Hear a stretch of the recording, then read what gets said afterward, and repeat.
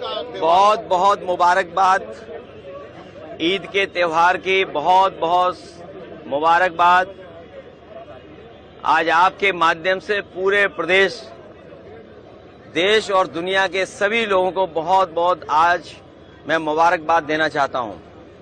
ईद का त्योहार हम सब खुशी से मनाते हैं, एक दूसरे से गले मिल करके, सिवैयां खा करके, और उम्मीद करते हैं कि जिस तरीके से हम सब गले मिल करके एक दूसरे का सम्मान करते हैं, एक दूसरे से कैसे हमारे बीच मोहब्बत बढ़े, प्यार बढ़े, लगाव बढ़े, और यही हमारे देश की खूबसूरती है कि जहां पर अलग अलग धर्म के, अलग अलग रास्ते पे चलने वाले लोग सब हम एक साथ मिलकर के रहते हैं। दुनिया में भारत जैसा अच्छा देश, हिंदुस्तान जैसा खूबसूरत देश कहीं नहीं है जहां इतनी जाति धर्म के लोग मिलकर के रहते हैं, त्योहार मनाते हैं, एक दूसरे से खुशियां बांटते हैं। जहां हम एक दूसरे की खुशियों में शामिल होते हैं, वहीं एक दूसरे के दुख तकलीफ में भी शामिल होते हैं। हम एक दूसरे की परेशानियों में एक दूसरे की मदद करते हैं।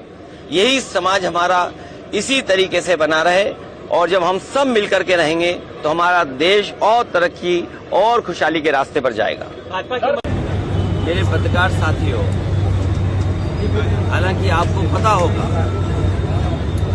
और इसमें से मैं देख रहा हूँ बहुत सारे सीनियर लोग भी हैं और बहुत वर्षों से आ रहे हैं यहाँ पर, और यहीं पर कवर करने आते हैं, कवरेज करने आते हैं। आप इसी जगह पर मिलते हैं। कभी इतनी बैरिकेडिंग नहीं होती होगी।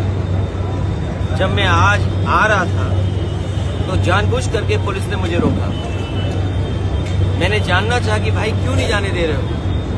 पूरी बैरिकेडिंग लगा करके मुझे आधे घंटे जब बात की तब जाने दिया, बड़ी मुश्किल से, और एक गाड़ी जाने दी।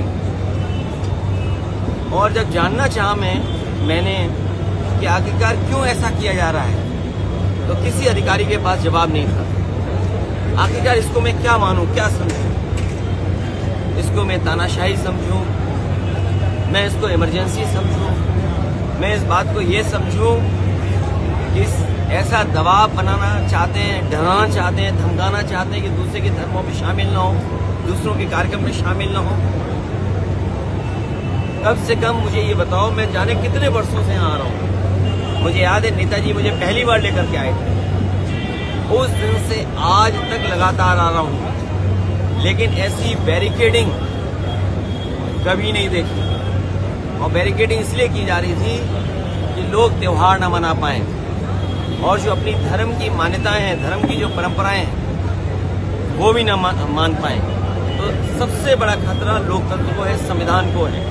ये सरकार बड़ी जिम्मेदारी के साथ मैं कह सकता हूँ, या मुझे नहीं कहना चाहिए, लेकिन फिर भी मैं कह रहा हूँ कि ये देश भारतीय जनता पार्टी संविधान से नहीं चला रही।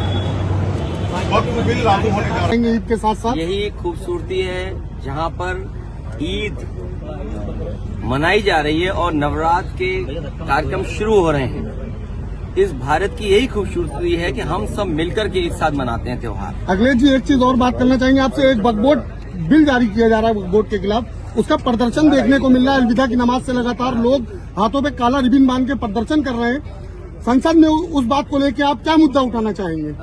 वक्फ बिल जो आ रहा है, ज्यादातर देश के दल उसके खिलाफ है। बड़े पैमाने पर राजनीतिक दल इसके खिलाफत करेंगे। समाजवादी पार्टी भी इस बिल की विरोध करती है। सदन में जब आएगा इसका विरोध होगा।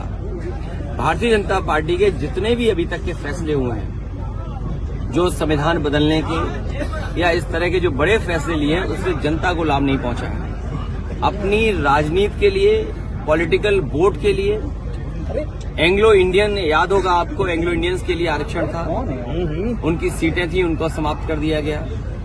जीएसटी जैसा कानून लाया गया और ये बताया गया देश को कि इससे व्यापार अच्छा होगा, कारोबार अच्छा होगा, लेकिन जीएसटी के आने से भ्रष्टाचार भी बढ़ा है और जो व्यापार बढ़ना चाहिए था, हमारे व्यापारियों के सामने संकट पैदा हो गया। और कई ऐसे कानून बनाए हैं जिससे जनता को दुख पहुंचा है। उदाहरण के लिए मुख्यमंत्री जी उत्तर प्रदेश में जहां से आते हैं उस प्रदेश में आप और हम लोग जमीन नहीं ले सकते।